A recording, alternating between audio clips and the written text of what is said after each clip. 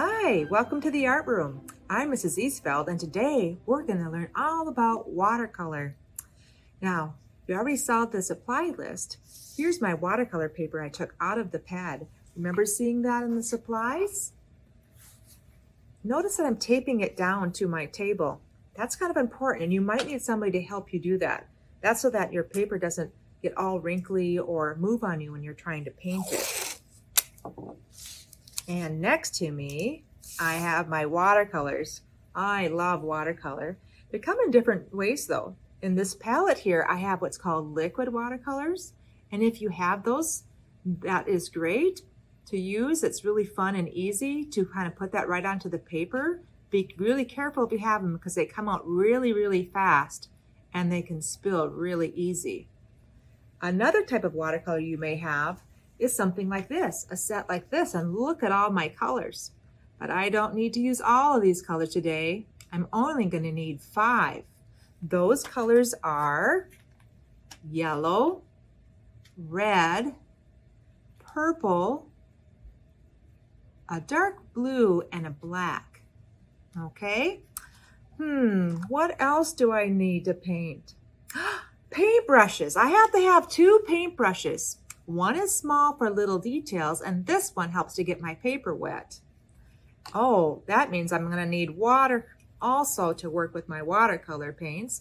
I have 2 cups, one to rinse my water and one to put water on the paper. What else do I need?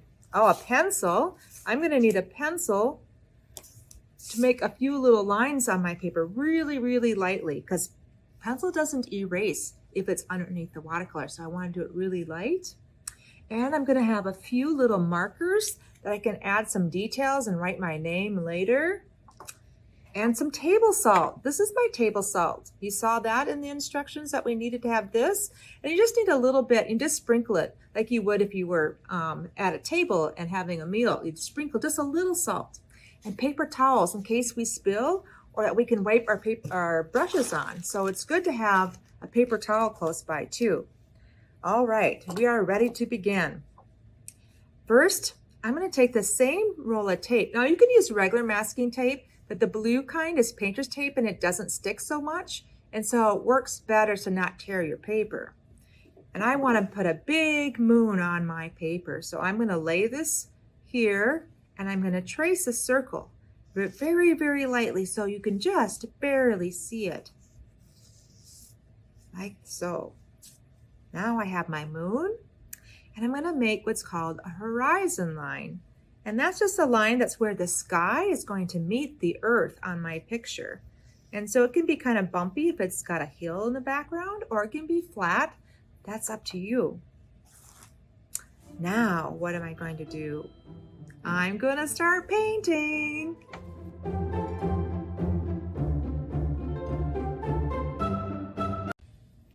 All right, so now I'm ready to start painting my moon. And this time I'm just going to use my little brush.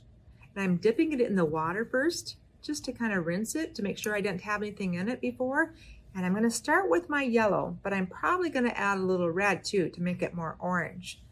But before I do, I'm going to wet the whole circle down. Remember this circle shape? That's for our moon. I'm going to add just water to that area. And then I'll come back and I will add my yellow.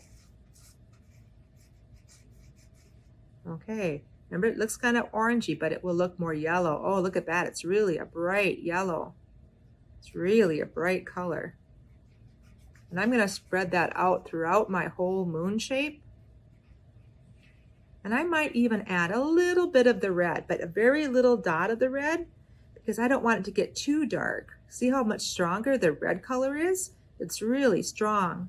So I'm going to rinse it in my dirty water first, and then just add a little bit of clean water to make that go thinner, so it's not quite so red.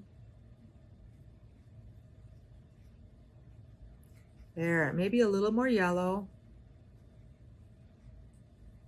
Do you see my moon? This is a full moon. It means that the moon is a big circle. Sometimes you'll see just a partial moon, but on this picture, we're going to have a full moon. There. Now, while that's setting to dry, I'm going to start a couple of trees. All right, I'm rinsing my brush, and I'm still using the small brush. And I'm going to start again with my black, and I'm going to make a long straight line from the sky to my ground. And I'm going to do 3 of them. That's 1. Then I'm going to do 1 right here. That's in my moon and all the way down. I'm going to do 1 more over here. And notice they're not even the same size. This one is way taller than this one. Oh, and look what it's doing. It's starting to spread out a little bit. That's okay. My paper was still a little bit wet, but that's all right, because now we're going to make some evergreen trees. And we're just going to zigzag back and forth on our paper to make some trees.